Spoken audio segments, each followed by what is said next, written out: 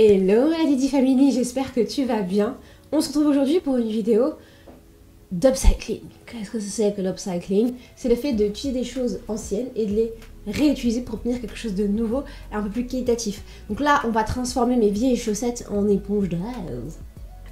J'ai là devant moi un kit d'éponge Tawashi.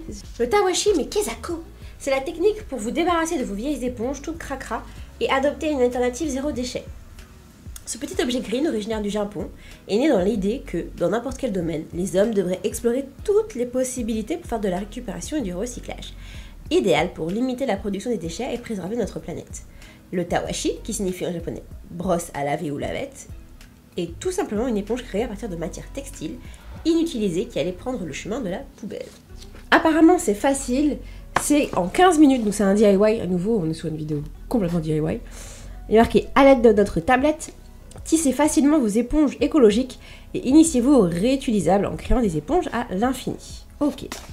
J'ai pris un ciseau parce que je me suis dit qu'il y aura au moins besoin d'un ciseau. Et toutes les vieilles chaussettes, les chaussettes que je réutilise pas, les trucs qu'on a qu'un seul côté, vous voyez, qu'un seul côté de chaussettes comme ça. D'ailleurs, pourquoi j'achète des chaussettes comme ça? Alors, en fait, il y a un jour où j'ai pété un câble et j'ai pris toutes les chaussettes et j'ai fait les paires de toutes les chaussettes.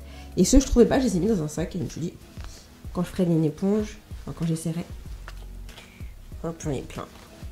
Alors, votre kit contient une planche en bois certifiée FSC, 32 tourillons et un livret d'instructions détaillé. On a besoin de 15 minutes pour faire ça. Mais enfin, parce que moi je suis pas douée. Hein. Ça devrait ressembler à ça.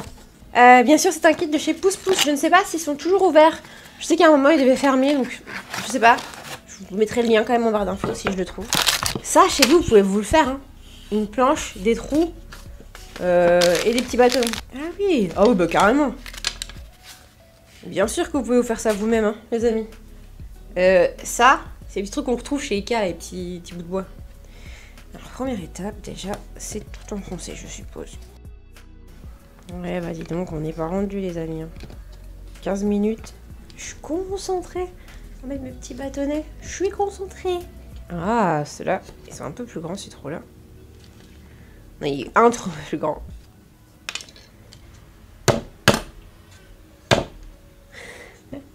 Mes petits trucs, ils se barrent. Mais non. Je viens de vous enfoncer, les gars. J'ai pas mon marteau, il est loin. Que si bricolage.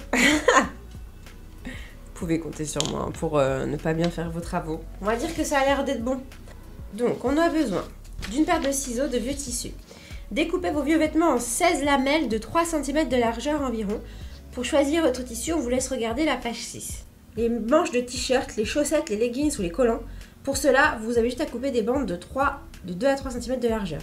Pour utiliser un t-shirt sans manches ou le corps du t-shirt après s'être attaqué aux manches, réalisez d'abord votre pelote de trapilo, puis on vous donne rendez-vous sur la chaîne Zéro Déchet de chez Pouce Pouce. Bah écoutez, je vous mettrai le lien dans la barre info. Hop. Alors j'ai été prendre ceci qui est un goniomètre. C'est ce que j'utilisais avant dans mon boulot pour mesurer les angles des articulations. 1, 2, 3. Ah, c'est plus grand que ce que je pensais, 3 cm.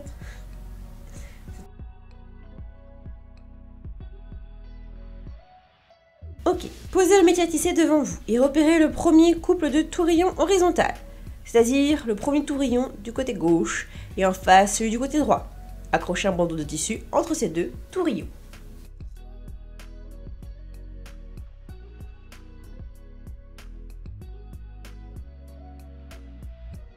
Jusque-là, je crois que j'ai tout bon. Faire de même avec les 7 autres bandeaux de façon à obtenir 8 lignes horizontales.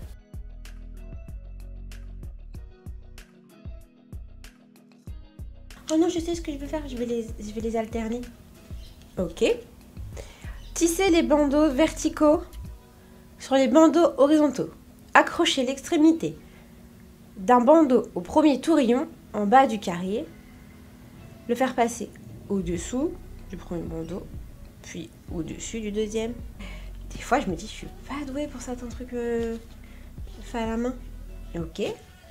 Et la ligne suivante, c'est l'inverse. Ok. J'ai fini tout ça. Bon, je vais mettre bien plus que 25 minutes. En plus, il me manquait 2 bandes, je sais pas pourquoi. Ensuite, une fois qu'on a tissé tout ça, Ok, saisissez-vous à présent du premier anneau situé dans le coin haut droit. Donc, celui-ci. Écartez-le entre votre pouce et votre index. Il faut que j'y fasse glisser l'anneau suivant.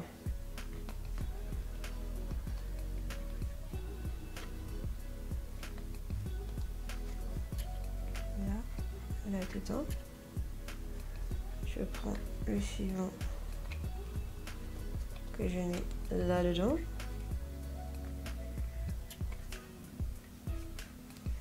Tchouk. Je prends le suivant que je mets là dedans.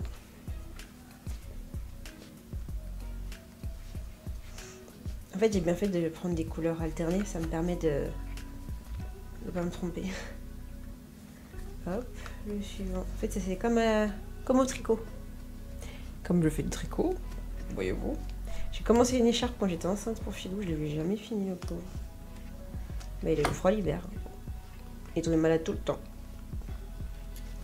À cause de moi. Bon. 2 minutes 30 par tour.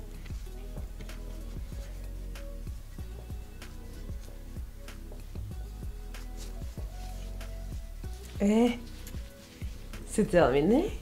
C'est beau, hein? Ça, je suis assortie à mon éponge Tawashi. Et le petit truc pour pouvoir l'accrocher. Mais écoutez, c'est terminé. Alors par contre, un quart d'heure, non. J'ai mis un quart d'heure à faire le tour, enfin 10 minutes à faire le tour. Je pense qu'on est sur 20 minutes, 20 bonnes minutes. Mais écoutez, c'est pas mal du tout. Je pense qu'on va le tester, là, on va aller faire la vaisselle avec. Alors oui, avec moi, c'est nature peinture. Je vous vends pas du rêve, on n'est pas à Dubaï. On va faire la vaisselle. Voir ce que ça vaut. Et voir si ça nettoie bien. En tout cas, je trouve ça trop beau. Genre, on va faire des rondes serviettes, comme pas des rondes serviettes, vous savez, des poses verts. Ça pourrait être vraiment hyper beau. Petit dépose verts pour l'été, comme ça quand l'eau coule dessus, ça reste humide et tout. C'est super sympa. C'est une belle activité en tout cas. On va la tester. Rendez-vous dans la cuisine. En plus, j'ai une petite vaisselle à faire, ça tombe bien. Allons-y. J'ai rincé mon éponge. La voici. J'ai des gouline de partout. Je suis vaisselle. Elles sont pas mauvais. Ça a plutôt bien lavé. Après, les petites zones où il faut frotter.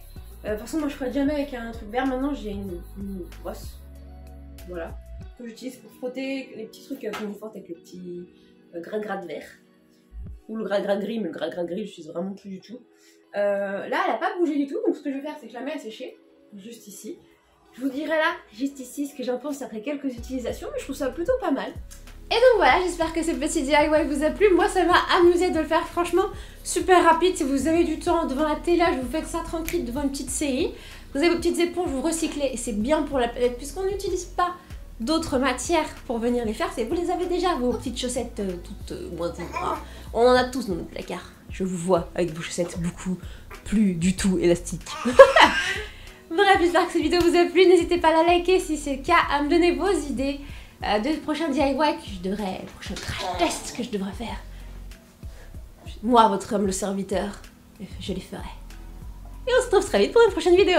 Bisous!